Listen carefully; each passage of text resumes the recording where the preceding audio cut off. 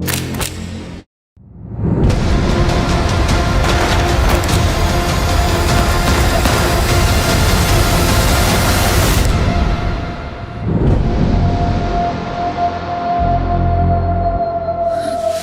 didn't totally hate this movie.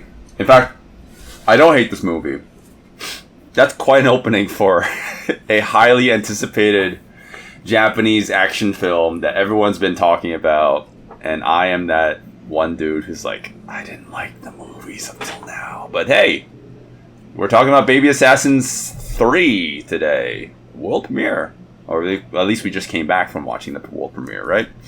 Yes. We went to see this film at the New York Asian Film Festival, and director Yugo Sakamoto was there to introduce the film and answer some questions, despite there being some technical difficulties. So I guess something might have happened with the file that they received. They had to try and contact Japan, the country of Japan, to get something to get it working, because I don't know, there might have been some corruption with it, and then the projectionist found that they still had the sampler file that they received for viewing purposes, so we didn't get to see the final version of the film. The version we watched had the big watermark at the top, and it was missing VFX and maybe a little bit of sound mixing or color correction here and there, but for the most part we saw world premiere Baby Assassins, Nice Days with the director. It was cool. せっかく焼肉予約したのにキャンセルだよ。そうだよ。せっかく約束したのにね。Yeah. We weren't able to ask questions at the end, but hey, whatever. We still did a interview to some certain extent. Got some pretty good info on the film, but I don't even have to ask them to know that this movie had a budget. Well, to a certain extent, much higher than the last movies. This one was definitely a leg up. I never thought in a million years that I would actually like any one of these movies. Again, starting off very controversial, very hot take, because if you listen to my take, and I'm not throwing you under the bus, Zero, because I really did not like either one of the first two movies. I thought they were boring. I thought the characters were insufferable, and and there's just not enough action, right? And the fact, like the first 2 points being extra emphasized because there's no action, there's not enough action, right? Well, when the action was good, it was really excelled, and here we are with Baby Assassins, Nice Days. What a very Japanese title. And it kind of takes everything that I hate and just tries to drop it as much as possible. It's almost like Yugo Sakamoto heard me and was like, yeah, we got to make this movie for him now.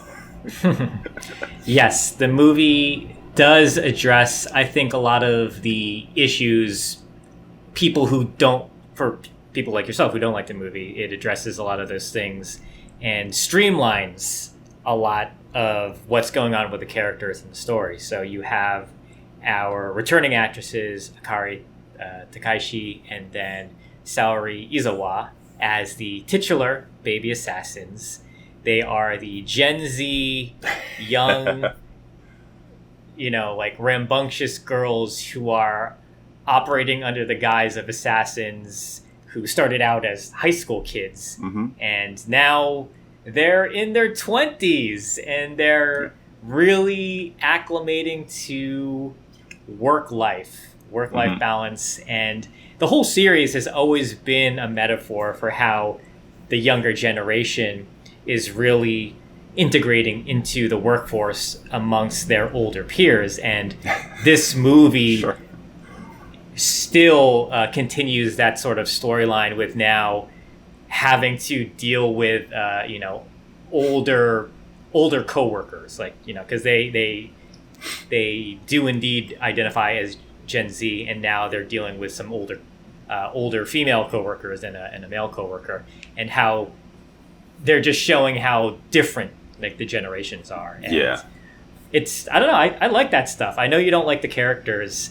I think that this is the best we're gonna get with those characters and without spending so much time with them where it feels like you're meandering at points, trying to drag out the runtime. I was talking to you about this off mic, but like I realized that like another reason why I like this movie a lot more than the previous films is that it has a lot more focus. It has a lot more drive in that it knows what the story is, and it's going to focus on that one particular story. And any other there's really no B plot or C plot or anything. Yeah. It's exactly the other movies. There was the main plot kind of, and then there's like these scenes where characters just kind of. I can't believe they weren't ad-libbing, but it feels like the characters or the actors were ad-libbing and just padding out the runtime. And we get very little of that in this movie. So it's like one great thing about this film is that when the characters are bantering or it feels like they're just talking off the cuff because these scenes might feel like they're going nowhere. At least like in context, it makes sense. Like, oh, they're on a stakeout, they're waiting for something to happen, and they just have some sort of dialogue in between. Right. And then something actually happens. A conversation would naturally happen in that scenario. Yeah. As opposed to when the other movies we're in their living room and we're just sitting listening to them talk. Yeah. Yeah.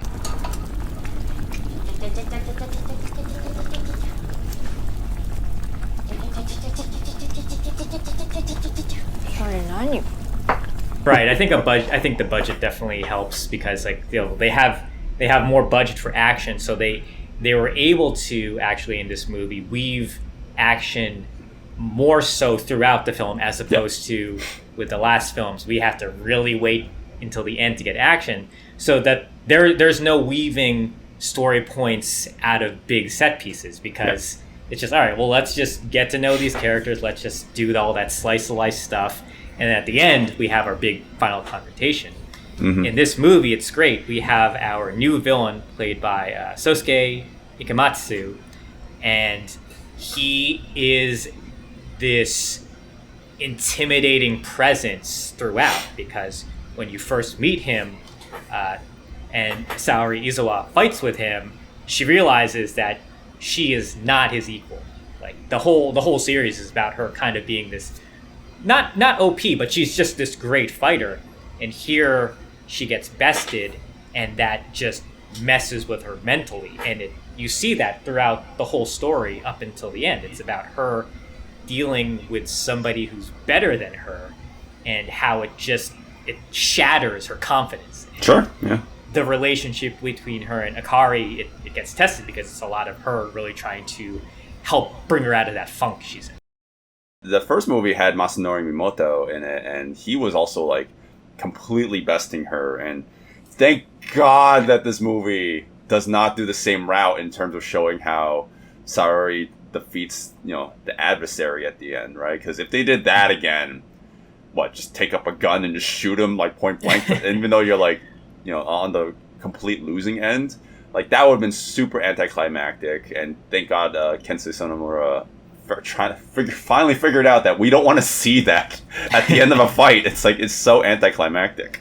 Yeah, the evolution of Kensuke Sonomura's action design has greatly improved because, as you mentioned, he used to just shoot people to finish a fight because either he ran out of time or he had no idea how to finish it. And thankfully, recently, he's finally been getting away from just shooting people as a finisher and actually wrapping things up, actually thematically wrapping things up in this movie too, like callbacks to things that happened earlier. Whether or not you like these finishing moves or not, it does work within context of the story and the fight. So you kind of touched upon it. And I did too. Saori's character is now turning 20, and they are on a stakeout to do a hit while on vacation in this smaller town in Japan. And when they get there, Miyazaki, yes. When they get to the hit, turns out there's already a freelance killer played by Sosuke Ikematsu, who I guess he's kind of like a fanatic. Like he wants to have like the perfect kill, or he's like very detailed about being an assassin to a point where it's kind of freakish, but in a good way. Like I actually really liked his character. Weirdly enough, he was kind of like intimidating, like you said. Yeah, he's very ADHD. Yeah. Once he gets it in his mind that he has made a mistake, he starts taking crazy notes down. He thinks about it over in his head. How do I make myself better? He's one of, I think the director was like citing like American Psycho, like somebody who just is kind of very crazy, unhinged, but a perfectionist. And then he has this idea that he wants to make the perfect 150th kill. Yeah. And it just so happens that his target is also the baby assassin's target. And it's funny because this is the beginning of the movie. And I was expecting this film to be just like the others. So we get like a long, drawn-out action scene right in the beginning. And I was like, yes, this is great. This is what I've been wanting from the series. And it's not just like a quick throwaway fight. It is actually a pretty long... it's a chase. It's a chase fight. I was so impressed by that. Great way to start off the movie. Because, the other movies... Let's not mince words. Those are super backloaded with action. I think... the first movie I remember being like an action sandwich. Just like there's a tiny fight scene in the beginning, and then the biggest one at the end, which with the anticlimactic ending. And then this one's like there's just action throughout. But that chase sequence, and it's so impressive because it doesn't feel hokey or fake. It feels like you can kind of see this actually maybe working because they're just bumping, they're just kind of tackling one another and doing like crazy ground spinning and playing bumper cars with each other with their bodies. That's to way of putting it. To grab the guns that are falling out of their hands and then try to get upper hand on one another. Really creative and inventive ways of doing choreography but while running. I really like that. Like it's actually probably the highlight of the whole film for me, just because of how creative it was. I don't think I've ever seen that. Like, of course, like everyone has a chase scene. Yes, you have. You know where you saw that? What? You know where you first saw something like that? Legend of the Wolf by Donnie Yen. He had a chase fight scene, and I commented on how I think if he did that right, if he could have got that forward momentum correctly with the editing and having them constantly fight while running at the same time, it could have became something special. And I think this is exactly what maybe that was trying to do. Having a fight scene while running, while keeping the momentum going, keeping the action high, and just keeping the bodies moving. Like, this is exactly what I wanted from that movie.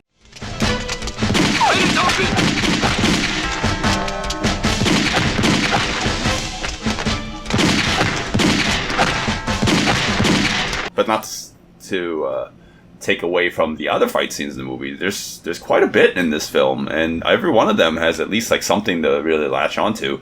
Like hell, even the gunplay stuff. I was actually surprised how good the gunplay was.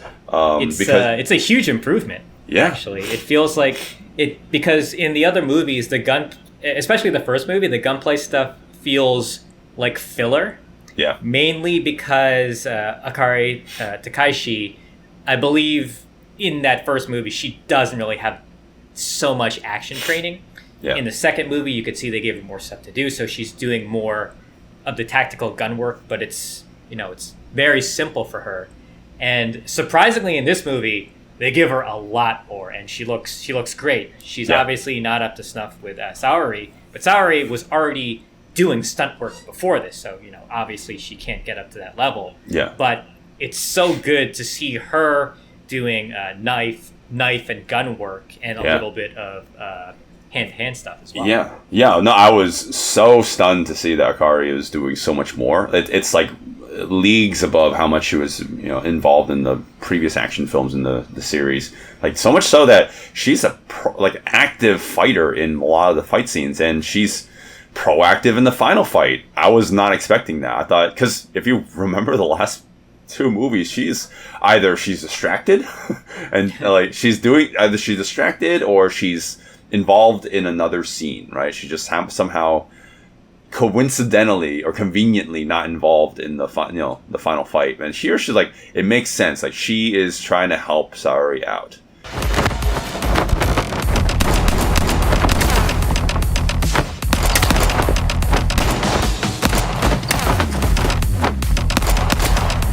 So I'll give you credit that I guess I believe their friendship a little bit better now.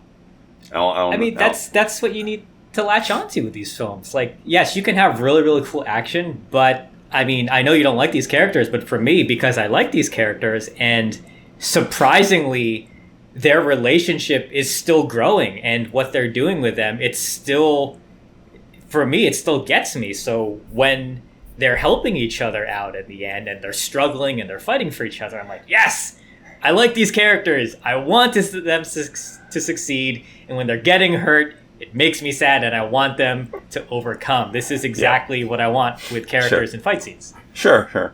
There is a character in the movie played by Atsuko Maeda. She plays their senior by like, I don't know, one generation. So she's like a millennial, essentially, right? Talking down to her Gen Z counterparts. Everything that she was saying out loud was like exactly what I was thinking. Like, you guys are so annoying. You are the most annoying characters. Like, you are just complaining. And I'm not the kind of person who just like complains about Gen Z. I'm not. I do find those two characters really annoying. So I was like, oh, good. I have a character surrogate, audience surrogate in this one character, and just watching her like just basically complain like actually helped me enjoy the movie a little bit more, because I'm like, oh good, someone to actually relate to in this movie. Well, that's a good thing, because yes, when you watch those other movies, it is strictly from the viewpoint of these two girls, these two young women, and you don't really get so many interactions with them with like the older generation, other than like, oh, I'm the Yakuza boss who wants to take you out, or like, oh, we're other assassins, but we're also your age. So, like, it's interesting that they throw this dynamic in with another woman who's also their coworker, but who's older. Yeah. And you see that she's like, I don't like you kids. Like, I don't like how you're disrespecting me and how you're talking to me and being so sarcastic and all that. Yeah. So, yeah, I mean, I'm glad that helped it for you with these characters. Yeah, it really did. It's well, I'm saying that kind of tongue in cheek. I think really what made me enjoy the movie more is just it has more focus, and that's one thing I didn't like about the last movies. Again, I was not expecting to like this one, and a standout of this movie besides Sayuri, well, it's just overall like much more well-rounded film, a lot more entertaining. It still has hiccups. But another standout is Sosuke Ikematsu. Like, he is great. He's great in this film. He's like the right level of intimidating. Maybe sometimes I don't fully buy his motivations, but whatever. He's a little bit vague in that sense, but whatever. They don't go too deep into his character. He's unhinged, and he does the performance right with enough of that tiny little backstory. He's just a weird guy. Well, I will say he's more of a presence than the other villains in the series. Like, the two brothers in the last movie? Like, I didn't care about them at all. And Masanori Mimoto in the first movie, he's just a right-hand man to the main bad guy. Yeah, he's just final boss. And yeah, I mean, I kind of like the two brothers. Like, they, in the second movie, like, I like them at the end, but I didn't think their characterization in the beginning was enough to make me like them. I just liked them because, like, ultimately how they show they're vulnerable in their like final moments. I like that stuff. But in this one, it's interesting because Sayuri is really afraid of this guy, and because she's kind of shell shocked from what he did to her. So like they're kind of back and forth. Like they see each other, she sees him, and she kind of gets shell shocked again. So it's interesting that they can have this final confrontation, and then again with the girl's relationship, Akari can assist, and that just like really solidifies their bond in friendship. And one thing I wanted to point out that I always forget about is like it's so interesting that this is a great female relationship that doesn't feel like it's sticking it in our face that like these women can do stuff.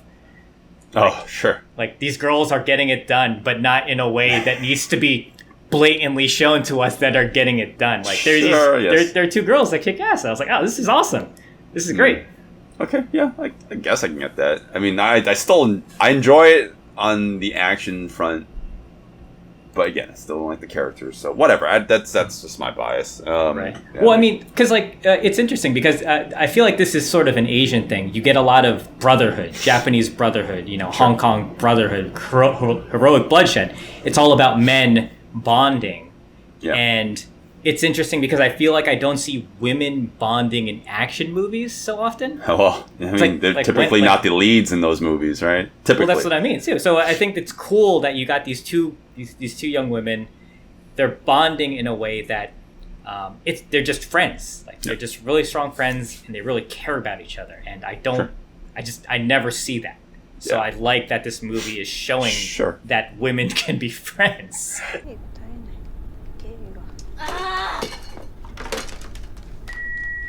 This time around, like it's there, like the characters are there, but it's so not the focus of this movie, and that's why I was able to enjoy it. And part of it is that, and also like we get to spend a little bit more time with the villain and really setting him up. I think in the last movie we made the brothers look like goofs, right? They're like kind of comedic villains, like they're trying to. And this, they're trying to rise up the ranks, and they make mistakes along the way. And the main actresses or the main characters in the last movie were always kind of one step ahead of them.